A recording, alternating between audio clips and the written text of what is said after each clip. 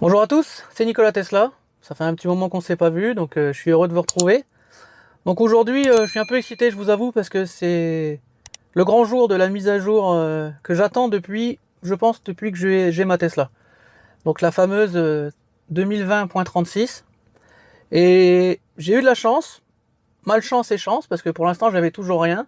Mais en même temps, j'ai eu directement la 36.11. Donc a priori, on n'est pas énormément à l'avoir eu. Elle révolutionne pas la 36.10, hein, je pense qu'elle améliore quelques petits bugs.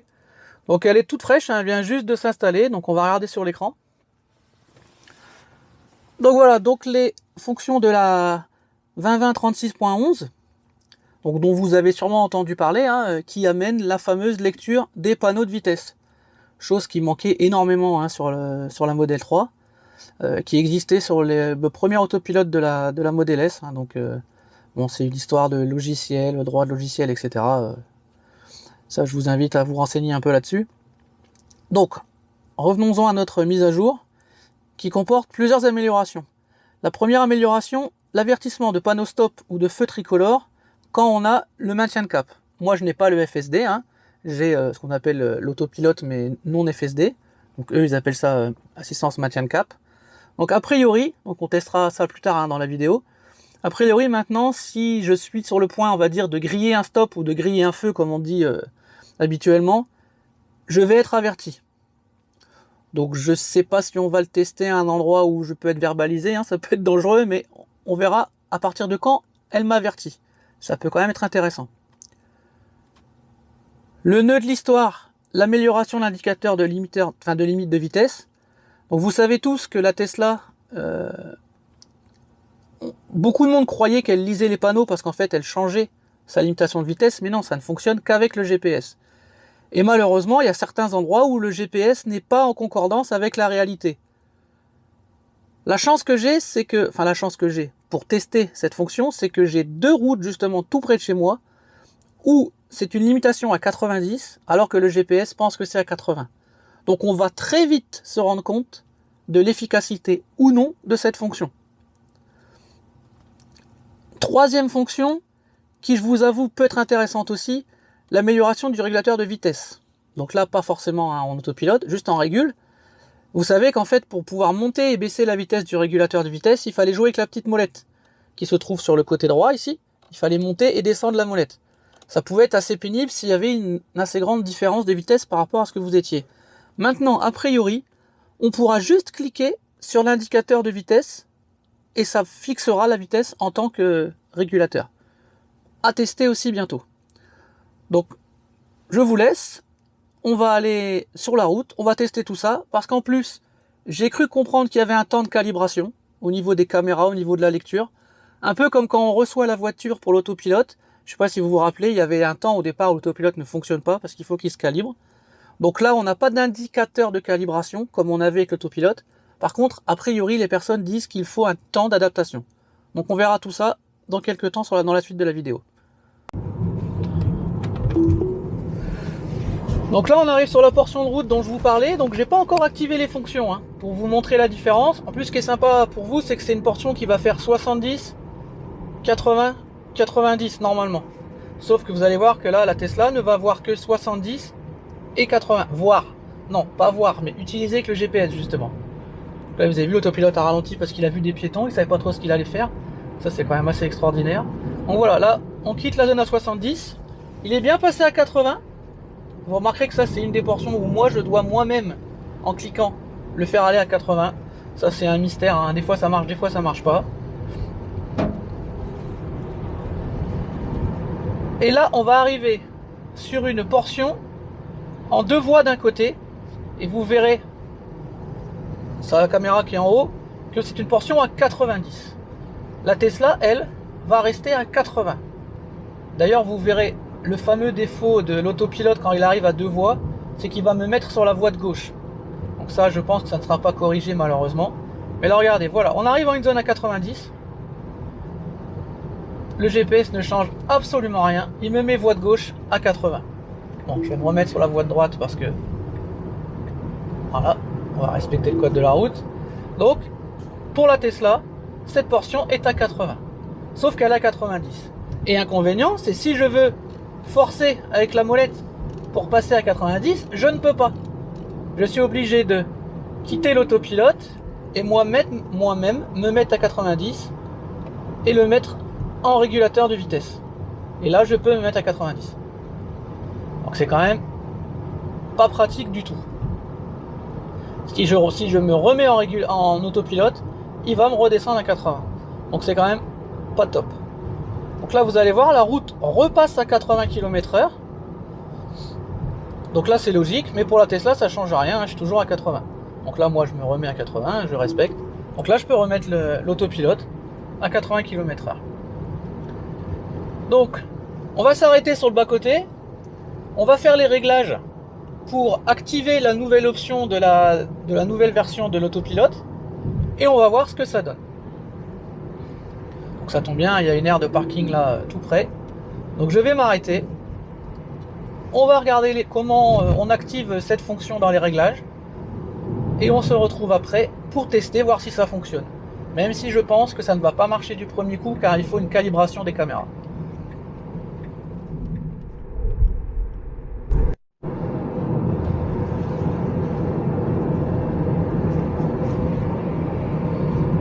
Donc là, vous avez vu, elle a bien vu le panneau 70.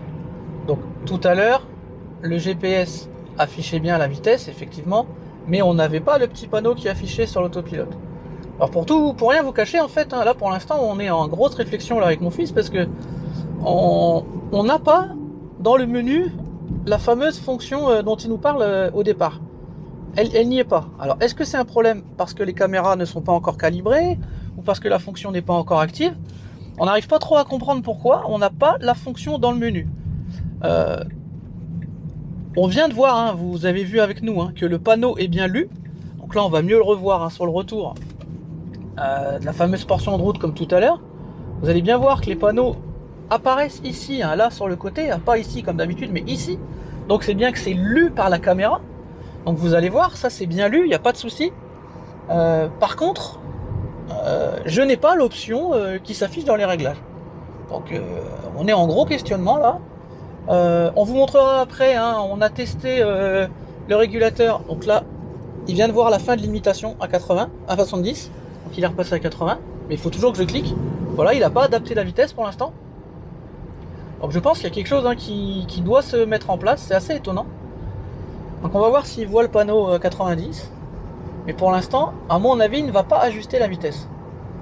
Je pense qu'il faut d'abord qu'il se règle au niveau des panneaux, qu'il se fasse une calibration pour que je puisse ensuite activer la fonction. Donc si c'est ça, hein, je roulerai pendant quelques temps et je finirai la vidéo ensuite. Donc là on va voir, on arrive au panneau 90. Donc est-ce qu'elle le voit? Oui, elle le voit, le panneau il apparaît, il est bien là, alors que tout à l'heure on ne le voyait pas. Et il a ajusté la vitesse à 90 là-haut. Vous voyez? Alors que moi avant ça ne le faisait pas.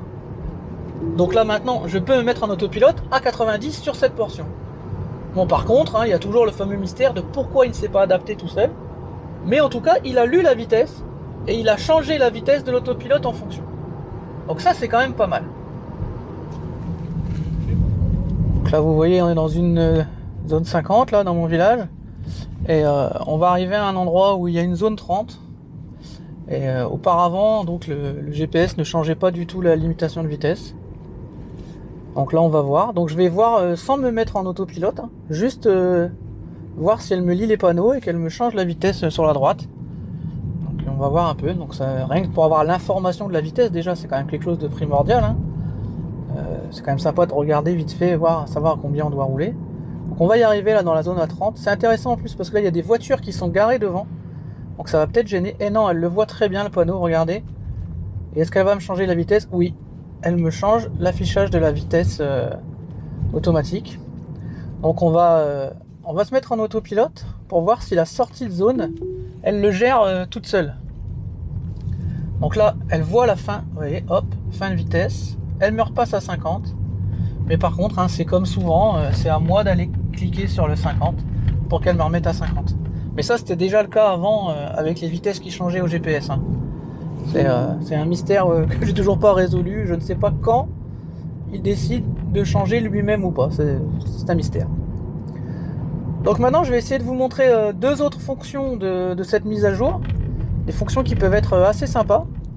La première, ça va être le choix de la vitesse du régulateur de vitesse adaptatif en cliquant directement sur la vitesse à laquelle on est calé. Donc je vais vous montrer ça. Donc ne quittez pas, on revient tout de suite. Là, par exemple, vous voyez, j'ai le régule qui est à 70, alors que c'est une zone à 80. J'accélère un peu, je me mets à 80, je clique et le régule se met tout seul à 80. Vous avez vu? Ça, c'est quand même une fonction qui est pratique, qu'on n'avait pas avant. Par contre, ceci dit, là je viens de voir un petit souci, c'est que normalement ici, il me mettait bien que c'était à 80. Et là, il a lu le panneau 50 dans le village, mais du coup, il n'a pas repris la main sur le GPS à 80 en sortie. Donc ça, c'est quand même étrange.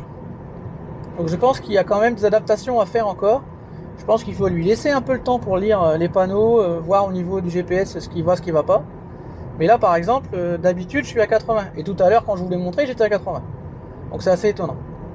Ceci dit, vous avez vu le petit clic sur la vitesse. Regardez, là, je vais un tout petit peu accélérer. Hop. Et il s'est mis à la vitesse où j'avais cliqué. Donc ça, c'est assez pratique. Avant, il fallait tourner la molette. Donc c'est quand même pas mal.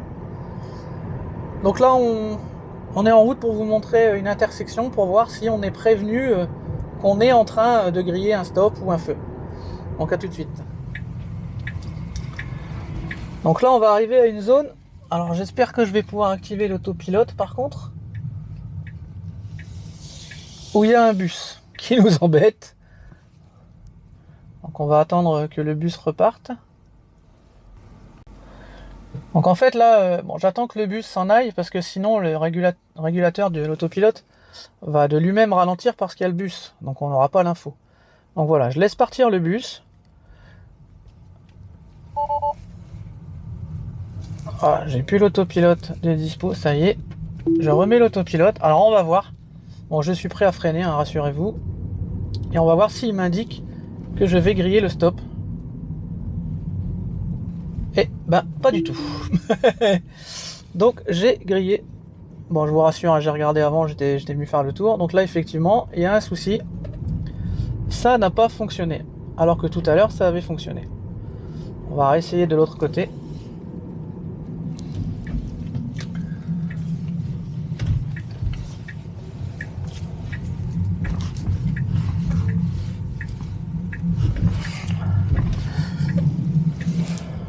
Donc pourtant il a bien vu hein, le panneau stop. Ça il n'y a pas de souci, il le voit. Mais donc là voilà, c'est une zone compliquée hein, en autopilote. Mais il s'en sort pas trop mal. Mais là je pense qu'il va un peu vite en fait. Bon là moi je vais freiner moi-même parce que là en fait c'est trop dangereux ici.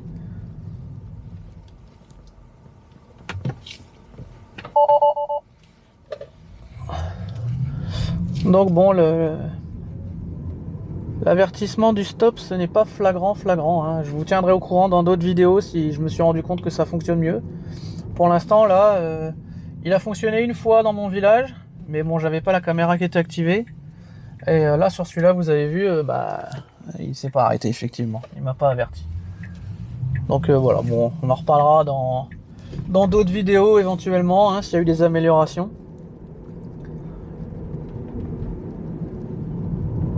Donc attention, hein, je parle bien de la fonction où il me préviendrait qu'il y a un feu ou un stop et que je suis en train de passer, mais il ne m'arrêtera pas, hein, ça je le sais, je n'ai pas le FSD, il n'y a qu'avec le FSD hein, qu'il le fait.